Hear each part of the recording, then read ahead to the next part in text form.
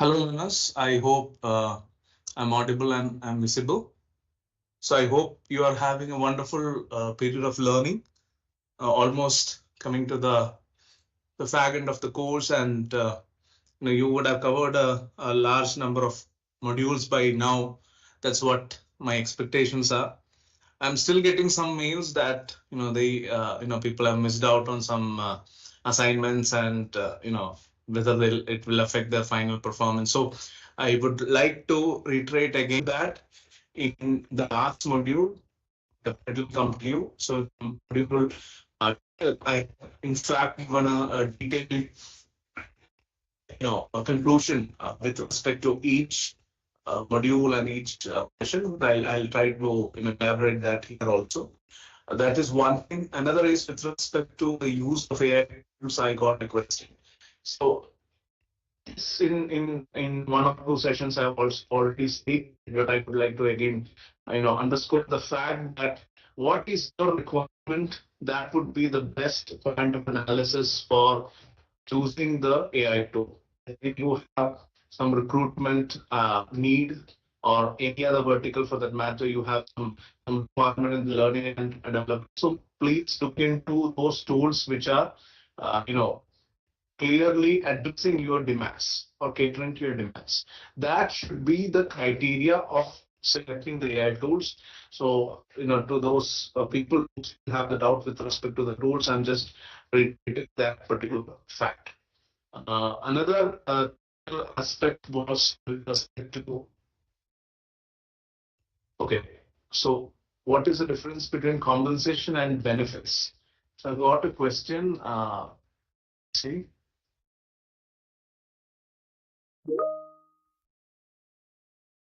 okay, Raman, but so what is the difference between compensation and benefits? Okay, let me consider this in this fashion. Let's say when you're working in an organization and there is a set amount of return in terms of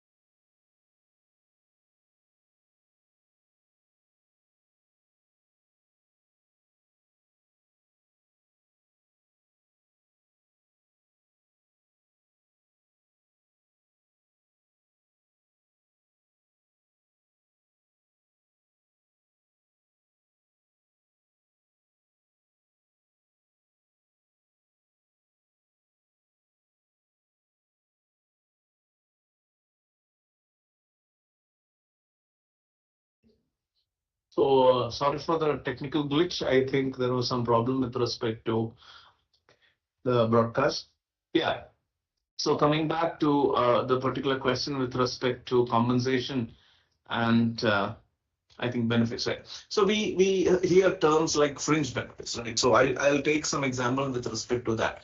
So anything which is part of your job and you're getting some certain, it might not be monetary, it might be some certain reward, some certain remuneration based on your performance or based on the fact that you are a part of that particular employer or job, that will have a difference specifically.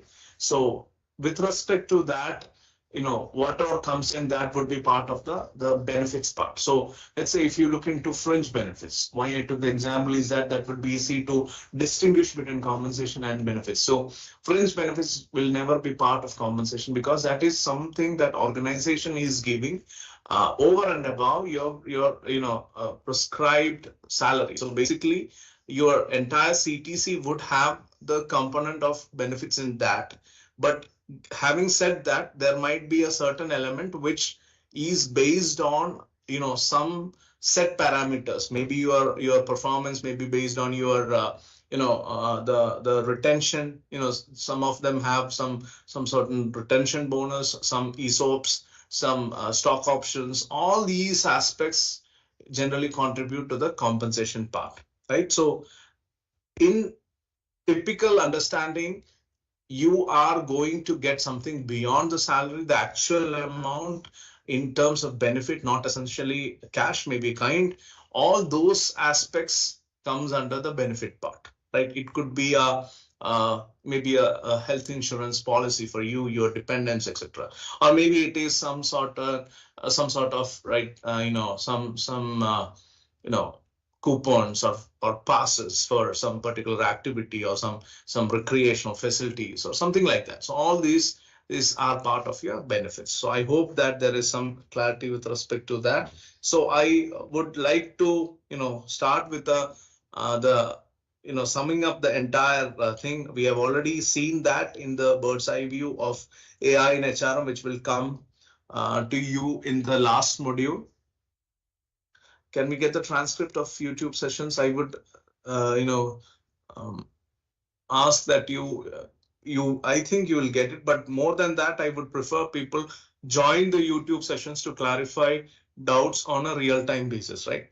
So yeah, coming down to the detailed understanding of the AI in HRM course, as you have understood, we have looked into some of the critical aspects of AI in HRM based on what is happening with respect to different domain, different verticals in HR, and how AI is typically changing the whole equation in terms of human resource management.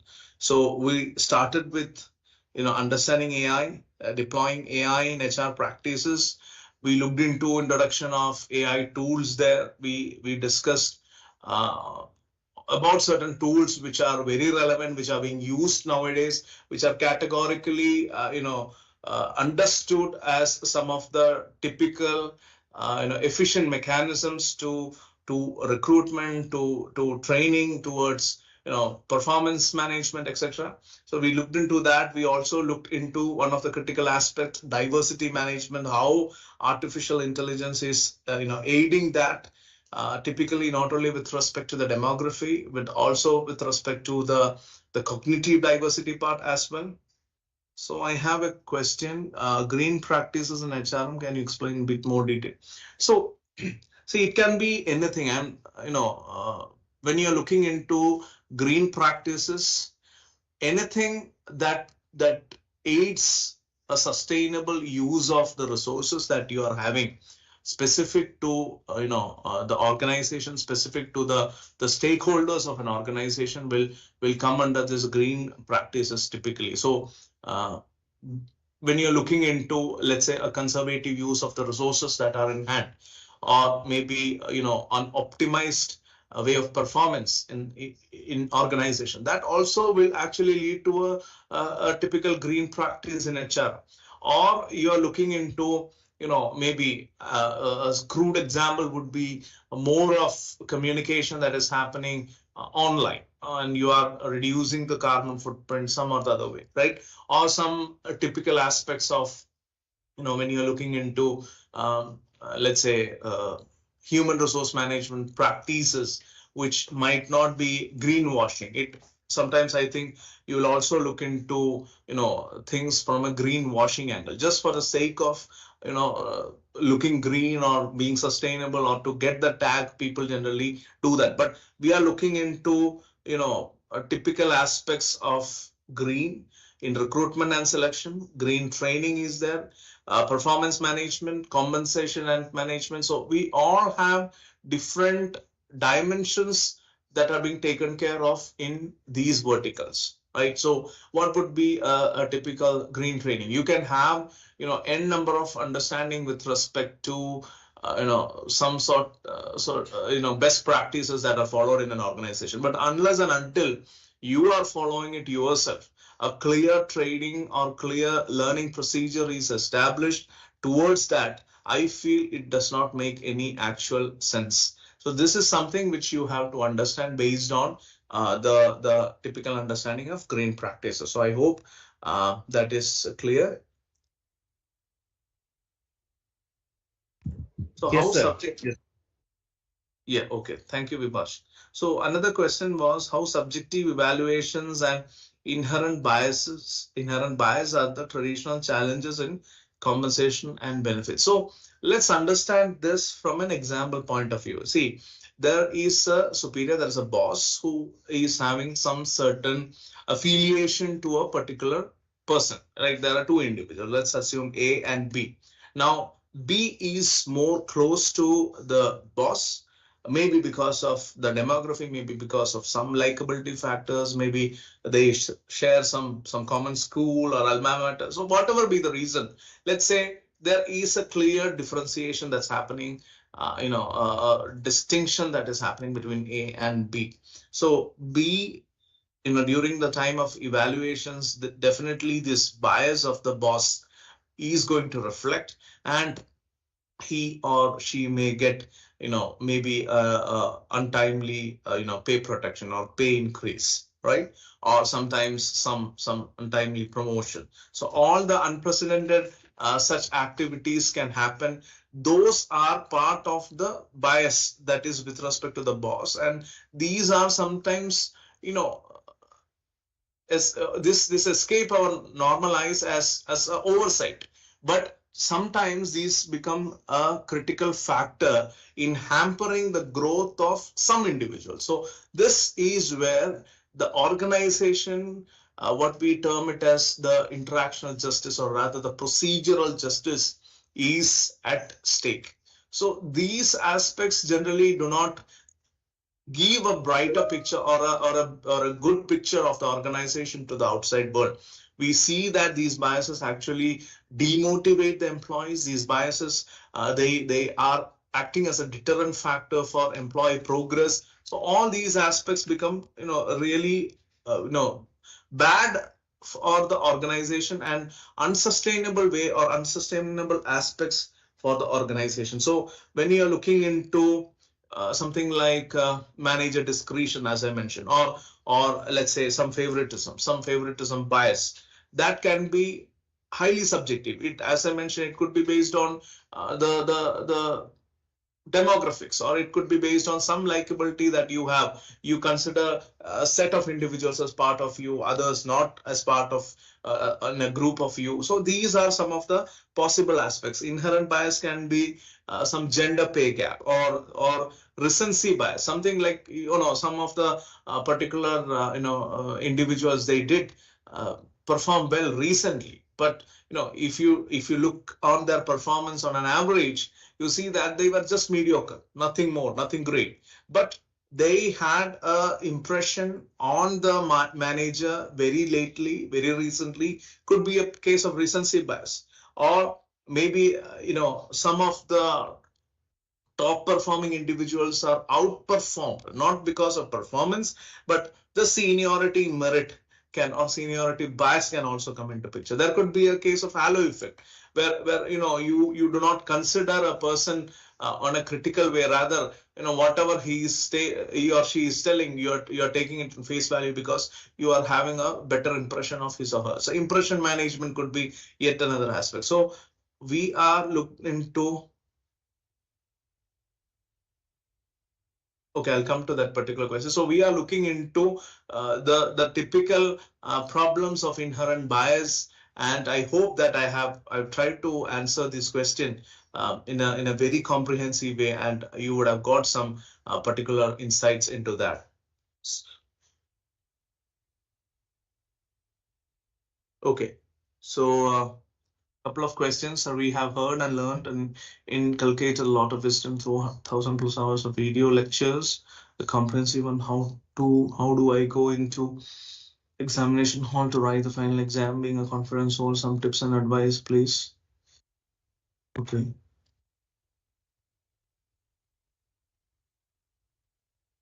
Okay, so basically you are asking some tips and advice for the exam preparation. Okay, as far as this course is concerned, I would definitely say one thing, that please prepare everything, every single thing that we have covered, cross all the T's, dot all the I's that we have taken up in the lecture series. that is really, really going to help you in the exam. Take it from me. So it gets utmost importance that you be part of, or you be highly active or participate in the lecture specifically, where you have to really understand what is going. So you may have to watch it again. Then please do watch it again. So that would be the first and critical aspect that I would state. What you have to do with respect to the particular exam preparation. So how can we apply the learnings of this course in public administration and management? So see, there are typical aspects, Hussein, right?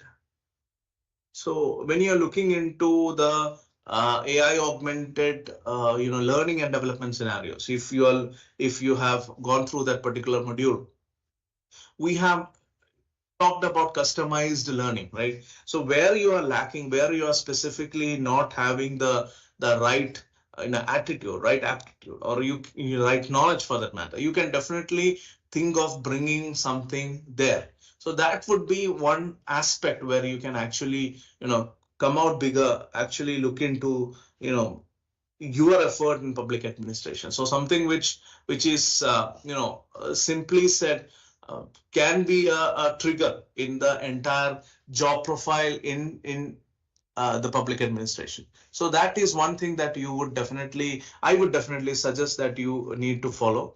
Another question is that how does AI as maybe you are asking, act as a catalyst in KM transformation? So see, knowledge management has suffered a lot from, if I have to talk, I'll go a lot in detail, but let me, in a very crisp manner, if I have to talk, let me address like this. Most of the problems in knowledge management would have solved if you have increased knowledge sharing. That was the popular belief. But as I have mentioned, I think previously also in this class, that if you look into the research literature of the entire knowledge management field domain, 95% plus studies, be it Scopus, be it Web of Science, it has happened in knowledge sharing. But still, we are not able to address knowledge sharing, or we are not able to address the biggest conundrum, which is knowledge hiding. There's a diametrically opposite construct of knowledge sharing. So unless and until you go to the root cause and identify that knowledge hiding is what is actually acting as a deterrent of not sharing knowledge, then typically you would see that you have to bring in some technology enabled mechanisms to address the KM transformation. And this is where KM, knowledge management, and this is where AI acts as a catalyst in the knowledge management transformation. Let's understand how. Let's say during the COVID, this was the time period when the online mechanisms, especially the meetings and the online work, newer contracts, they all emerged. So when you're looking into that scenario, let's say how much you are actually opening up a window, like how much sharing is happening with respect to that, how much you are maybe chatting with one other employee or some other organization, you are sharing knowledge. So all these data are rightly captured by some tracking. So basically you're looking into this, and this is not with respect to that is happening in last year or year before that. Right from 2000 we are seeing that there has been a systematic effort to actually have a proper controlled environment towards knowledge management, be it through actual platforms, be it through channels which actually propagate knowledge sharing. So whatever the case may, the ultimate requirement is to reduce the knowledge hiding, and this is how AI and all its tools are acting as a catalyst towards KM transformation. The moment you feel that you are controlling knowledge hiding and you are enhancing or enabling knowledge sharing, you are actually addressing the lacunae, addressing the problem. So that would be the answer to that.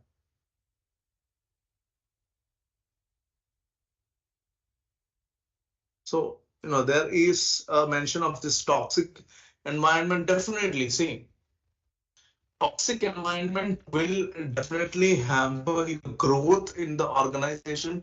You would prefer not to work in the organization because every single act of yours, every single activity of yours, your words, your deeds, everything, if it is getting undermined, you do not find that as a suitable place to work with in the first place. So this is where I totally agree with you, Hussein, where you are looking into the toxicity. It breeds, as far as I'm concerned, what I understand, at least from my experience, is mediocrity breeds toxicity, and toxicity generally becomes a deterrent for employee growth. So you look into an environment of mediocrity, they will not promote anybody who is, who is better than them. That would be in the back of their mind or inherent mindset would be that.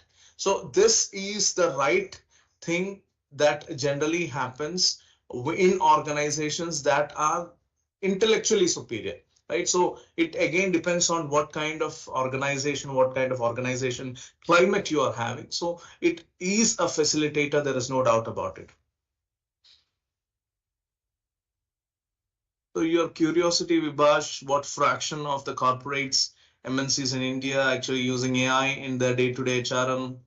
I cannot quantify it, but I'd roughly say it's around 30 to 40%. So we have yet to see a big revolution. It's somewhere around the corner, but we are yet to see that. So we again move further. In module 2, we look into adopting AI in HR practices specifically, and where we looked into adoption of AI in administrative tasks. We ventured into decision making if you have gone through the particular course. We also looked into HR metrics, one of the most important topic in module 2.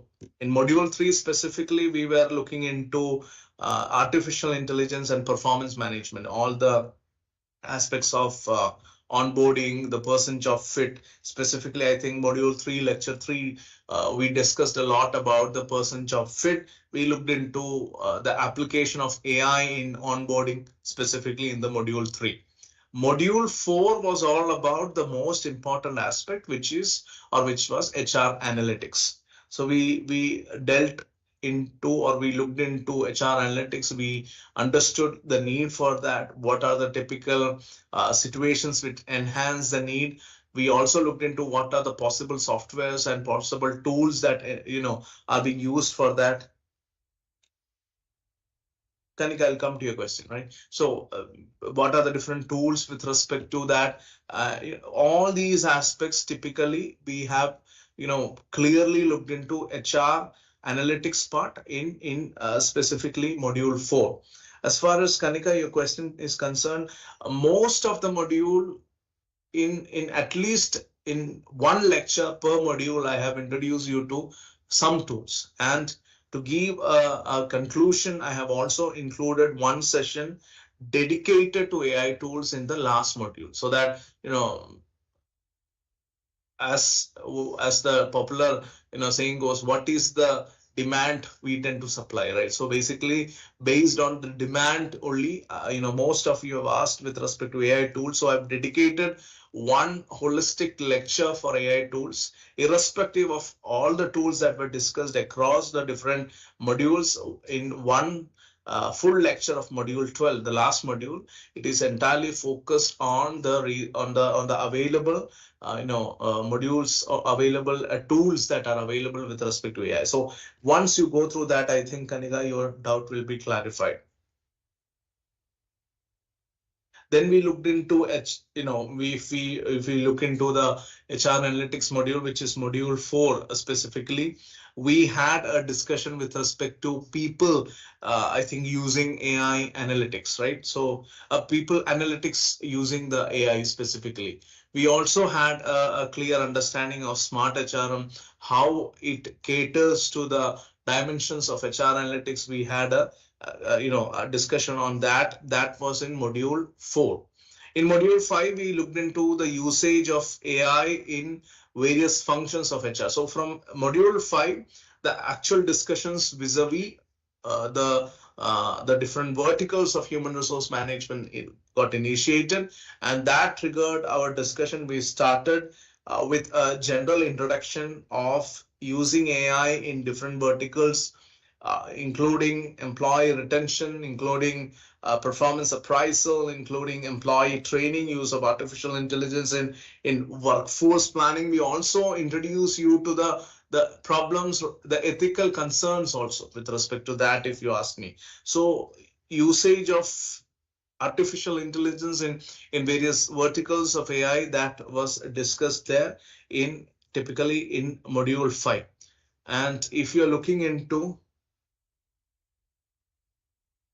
if you're looking into specifically, module 5, I would also like to add one thing. When we went through the usage of AI specifically, we have also covered some of the specific tools that were used in the learning part, right? So I hope that is clear. Then we ventured into module 6, which looked into innovation and HR. Innovation and HR was taken up in 2 different modules, I think module 6 and module 7. In module 6, we looked into the AI augmented HRM. So how typically, one question is also in AI driven onboarding, how is personalized experience is related. So basically AI onboarding, Raman, I specifically feel that, okay, let's look into traditional onboarding. Traditional onboarding will be more of, the hard and fast rules, mechanisms, policies, procedures of the organization being discussed. You are being, briefed about what to do, what not to do in an organization. You are being discussed or trained on different possible behavioral scenarios, different reporting channels, technical, non-technical, all these aspects were discussed or can be discussed in a traditional onboarding. But when you are looking into AI-driven onboarding specifically, you have a role-based onboarding. What is your actual role, or what is going to be your role? Based on the job role, you are being trained. That enhances the personalized experience, if you ask me. There are adaptive training mechanisms where the moment based on your learning pattern, they tend to increase the level of difficulty, and the adaptive training happens in such a way that what is your requirement, based on that you are trained. There might be some pre-joining experience where you are being at least virtually being introduced to the company, to the entire organizational chart, organogram, the people who are associated with the organization, the different people, the different actors, let's say your colleagues, your co-workers, your boss, your subordinate. So you get a virtual tour of whom you are going to work with, whom you are going to have time to spend with. Then there is also possibility of this virtual assistant chatbot mechanisms, which there might be some questions which you would like to ask. There are 2 aspects of this. One, too mundane, right? Too traditional, too simplistic. Sometimes you feel these questions are too silly. So I should not disturb my colleague for this, because eventually he or she might think that I will eventually figure it out. So that should be one concern. Another prospect would be that the question itself might be sometimes too sensitive, and possibly you might not want your colleague to get to know that particular question, so that he or she might be judgmental or might have some preconceived notions about you. So virtual assistants and HR chatbots generally take that element, that human element, out of the picture, and they will give you more objectivity and objective answers to your questions. So this is what AI driven onboarding is all about, Raman. I think that I have answered your question. We go further with our discussion. We look into innovation and HR. Then, as part of module 6, as I mentioned, we looked into AI augmented HRM. We looked into learning and development programs. We looked into disruptive innovation and disruptive innovation in HRM, future of HRM specifically, and what specifically comes in as part of the HR activities. So when you are looking into those typical aspects, we discussed about the innovation and HR part significantly. We have another question. Rahul Vagel at this juncture, how can we implement AI in HR in government organization or PSU? Okay, again, the tools part, I would not, waste time here, because there is, as I mentioned, most of them are being covered in the module. So I will certainly request you to attend all the lectures, and I'll also request you to give your time towards the last module, typically, where in one lecture we have totally dedicated the entire time for the tool part. As far as AI in HR for government organization is concerned, if I were to answer your question, HireView is one such tool which does interview analysis. There is Pymetrics, which goes for candidate assessment. For us, the onboarding process specifically, you have the UI path, which looks into the processing of document. You also have Lena AI, which looks into employee support specifically, and this is concerning the onboarding.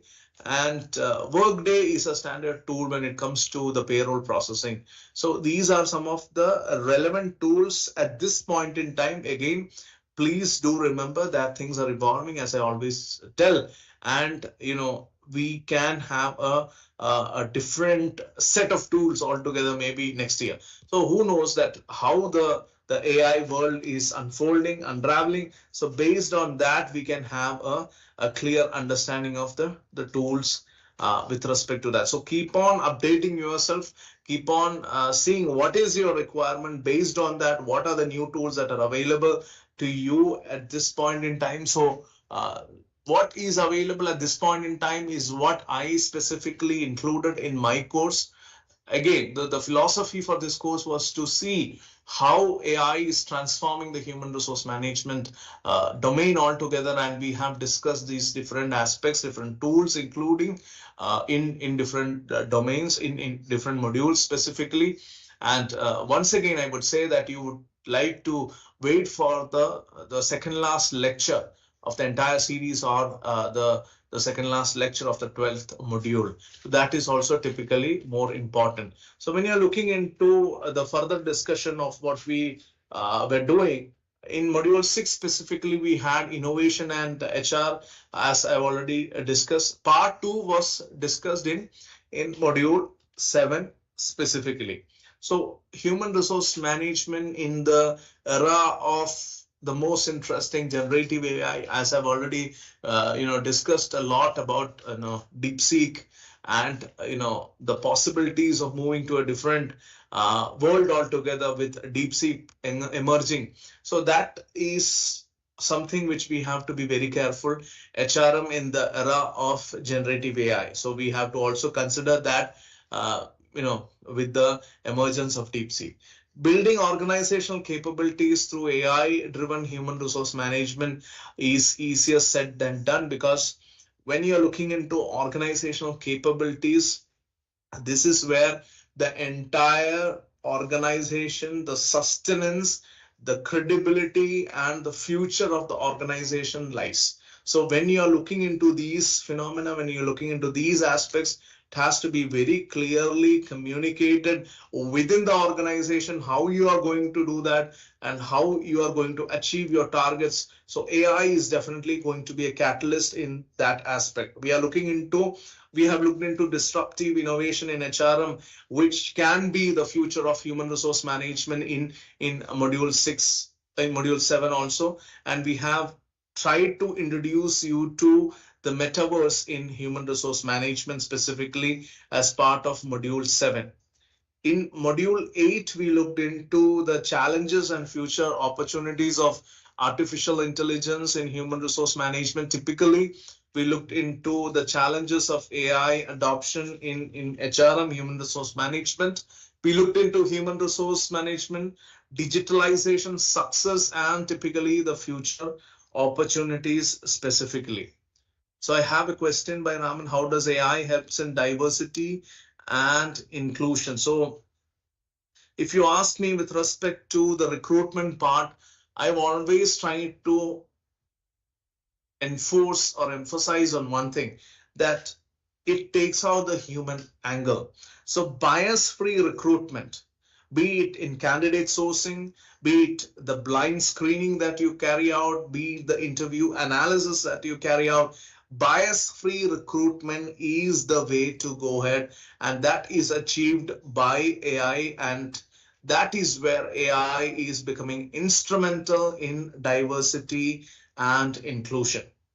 When you're looking into AI in diversity and inclusion, I'll also mention fair compensation. You are getting promotion based on the performance and the data. So performance data is objective, data-driven promotion, data-driven, enhancement in your career opportunity will make things even. It will not give any scope for favoritism, for any bias for that matter. We also can have some real-time sentiment analysis when you're looking into AI from a diversity angle. We can see how the workforce is feeling at this point in time, how the other stakeholders are feeling in this point of time. We can take a stock of the entire stakeholders, set of stakeholders, how they are feeling. The sentiment analysis would definitely give cues to how we will try to get things out. We also can have this possibility of reducing the unconscious bias in decision making, because we are now taking, as I already mentioned in the beginning, taking the human angle out of the picture. So we can, to a certain extent, reduce unconscious bias in typical decision making. So this is something I wanted to answer with respect to AI and how it is augmenting in diversity and inclusion, Raman. So I think that that question you got an answer for. So any resource, web URL, where we can get details of the AI tools? Okay, so answer again is to look into my module 12, the second last lecture, how to stay continuously updated about AI. I will definitely suggest wherever you are getting an opportunity to learn about AI rightly, you have tried to seize this moment where we, because of the need I saw in the market, I tried to bring out this course, and I am happy that almost 28,000 people have subscribed to it, and this happens to be a testimony to the fact that people are having the nature of getting updated or staying updated, because they have understood that if you are not staying updated, you will become redundant and you will be obsolete in the near future. So that is one aspect. So this is something which I would definitely want to state. So AI in future development, definitely, from my part, if you ask me, I'll try to bring out, and it has been a constant commitment for me to bring out new set of workshops, maybe not specifically in AI, in the behavioral domain. So my research area generally, moves around organizational behavior, organizational psychology, human resource management. So we tend to bring out new workshops, like one we had recently with respect to Gen Z personality. Another one is coming up in the NPTEL Plus platform, which is the paradoxical safety leadership. We'll also discuss about the employee and ambidexterity in the next month. So the attempt has been to bring out continuously newer topics, make the industry updated, and be the most humbly, I would try to put it like this, I would try to be the bridge that can connect with the industry. So whatever is happening with respect to the developments in organizational behavior, human resource management, and let's say knowledge management, all these things right now, the academia and the industry are working in silos, and this is where I would tend to change the entire the way the system is working, and I'm trying to bridge this gap as far as I can. So that's why I'm trying to bring. So I did a particular, because the question came up, I'm just taking 1 minute. I brought up a course plan on negotiation. We did a workshop on negotiation mastery. Then we did it on extreme leadership. Then we completed one on Junxi personality. So all these are typically new and latest things, if you ask me, with respect to the organizational behavior, human resource management research. So now what is coming your way, paradoxical safety leadership, be it employee dexterity, these are all making inroads into something which is very recent, brand new in terms of academic research, but nobody, or at least a very few, a minute audience would have actually heard about this, especially in industry. So this is where not only my course, but wherever you're getting chances, wherever you're getting options to actually get updated, please make use of that. This is my earnest request in that front. The course is so comprehensive. Details are just love the content. Thank you so much. Thank you, Vibhash. Thank you for that, the particular comment. So kind of you. So again, we go back to our discussion in module 9. We looked into the emerging trends of AI, specifically in human resource. Again, the same topic. We dealt it in 2 parts, module 9 and module 10, where we looked into the emerging trends of AI in HRM, part 1, part 2. AI in compensation benefits, AI in compliance, and specifically AI in mediated knowledge management. So, when you are looking into specifically the entire scheme of things with respect to AI, we covered the AI compensation benefit part, and that's how the compliance part actually is an offshoot of that if you think holistically, right? So that is covered in module 9 and module 10. Specifically, we covered a lot about the tools and employee experiences in module 11 also, where we looked into artificial intelligence in SHRM. We looked into the HRP and HR chatbots. Specifically, we looked into how AI is facilitating or enhancing the knowledge experience specifically.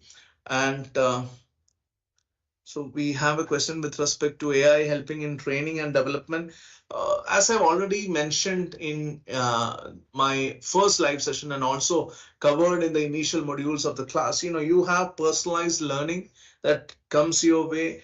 You have automated content creation that comes your way. You have skill assessment, online skill assessment. You have tailor-made skill assessment, which will actually give you what you are and where you want to improve. You have intelligent tutor systems. You have, let's say, automated training admin aspects. Gamification is there. Language and accessibility testings and aspects are there. So all these typically, Raman, if you ask me, are the factors that contribute towards training and development. Factors related to AI that contribute related to training and development, right? Moving back to the discussion we saw in module 12, that we looked into the AI and company culture. So this was a very elaborate module where I wanted to include a lot of things. So we started with HR and company culture in 2 parts. We discussed that. Then we looked into adopting AI in managing the company culture, which again was something which was an offshoot of the initial 2 lectures. Then we looked into analyzing, actually understanding whether artificial intelligence in the field of human resource management is a boon or a curse. So this particular part, especially lecture 3, that divided into 2 parts, specifically talks about the possibilities, the different tools, the different softwares that AI is having in different verticals of human resource management.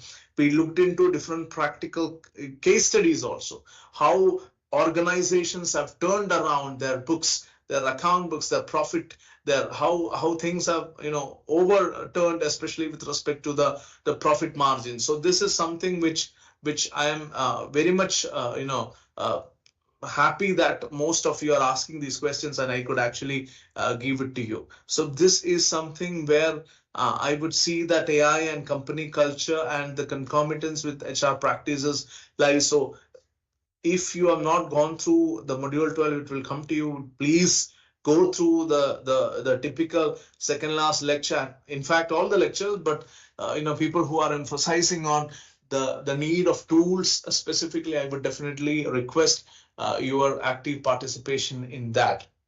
So if you are asking me the difference between manual innovation management versus automated innovation management, see, it's all about the mindset. If you're looking into innovation, it can happen only if you have the right mindset and the right set of people.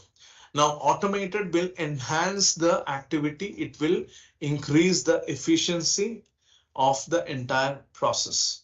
That is what I can say at this point in time. But the thing is, when you are looking into innovation, it is certainly driven by the culture within the organization. So if you are an organization which has innovation in the background, then definitely they will be the pioneers in taking up technology enabled innovation, and they will be the first ones to go after that. If in your organizational DNA, innovation is not there, you are not going to go after innovation, you are not going to go after technology, you are not going to go after AI that enhances innovation for that matter. I hope that answer is clear. There's a question, so final exam will be Q-based. I certainly believe that most of you should perform well. So based on that, I will say that yes, it will be based on multiple choice and multiple select questions. So whatever you have gone through or whatever you understood in the lectures is definitely going to help you, but don't restrict yourself to only the lecture classes. Do religiously read the textbooks that have been given, the references that have been given. That will also help you in getting good marks for the final exam.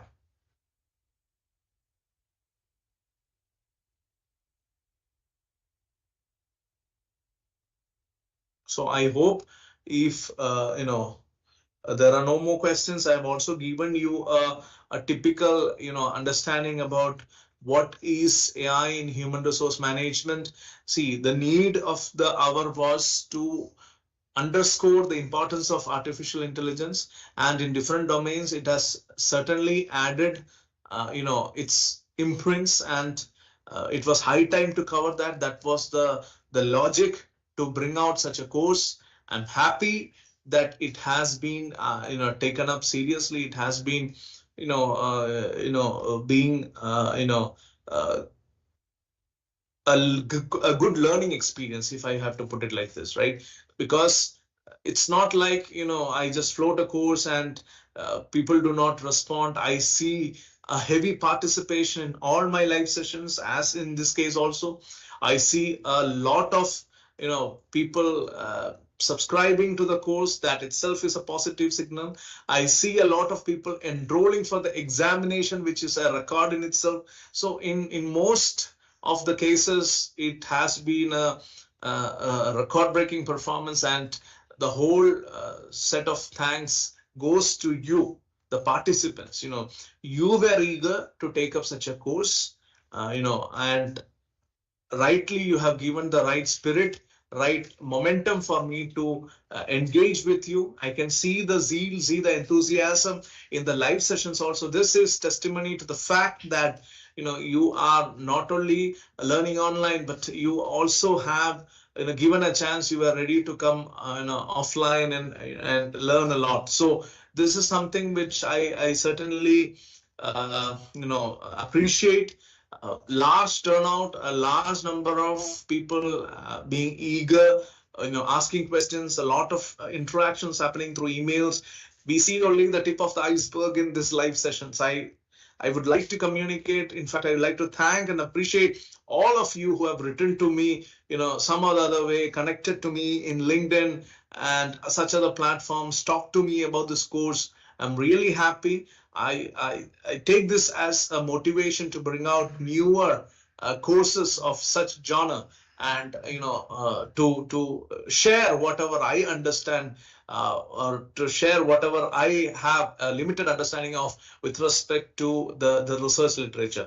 All my courses are heavily based on empirical research, and this has been my foundation from the beginning. So rather than sticking on to a particular textbook, I would be happy to refer to any particular research literature. So most of the classes also, you'll see that I refer to a particular research paper, so that there is some level of clarity, there is some level of credibility. So this is what I have made as a point throughout my sessions, not only the NPTEL ones, but also my regular sessions, all my training programs, my workshops. So I would like to see that all of you perform well, all of you, get good marks. The lot of NPTEL stars emerge from this particular course, and I would certainly believe that this should act as a trigger for you to learn further in this topic. So don't just stop your understanding with respect to this particular topic. I want you to learn more. There's some particular question that has come with respect to the reference books and textbooks. So I have given a list of them in the course syllabus, but off top of my mind, Artificial Intelligence for HR by Ben Eubanks, Human Machine by Paul Dougherty, and Ethical Machines by Ray Blackman. So these could be some of the books that will be handy for you. But if you are focusing on your exams, you have to look at both the lectures and the textbook. So thank you once again. Certainly, I believe, I always, I have a elective course here in personality. So I always cite this example, and this is an example I have taken from Sigmund Freud. So your comparison should be with you of the previous day. So I will definitely say you should compare with you when you have started the particular course. So now when it comes to after writing the exam, when it comes to the conclusion, you have to look into what you have started, what you are. Based on that, you should analyze yourself, how effective you were in your performance, in your learning, in your understanding abilities. So once again, a big thank you to all of you for joining this particular course.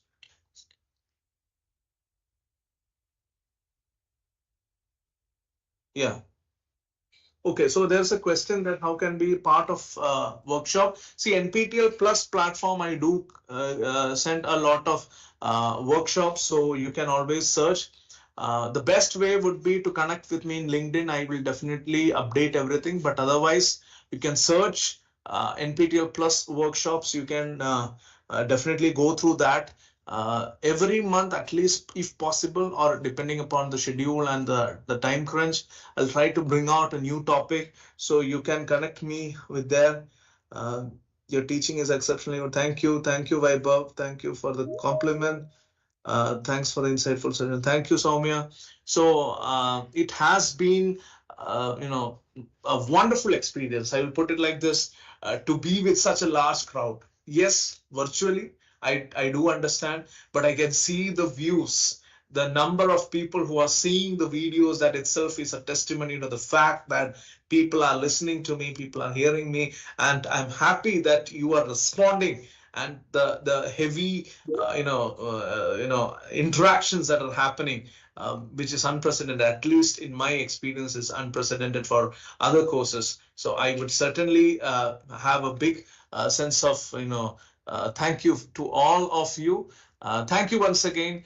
Stay in touch. You can always feel free, to write to me, interact with me, follow me in LinkedIn. We can get connected. We can have some sort of collaboration if you think so. So looking forward to more such interactions. Till then, goodbye. Namaste.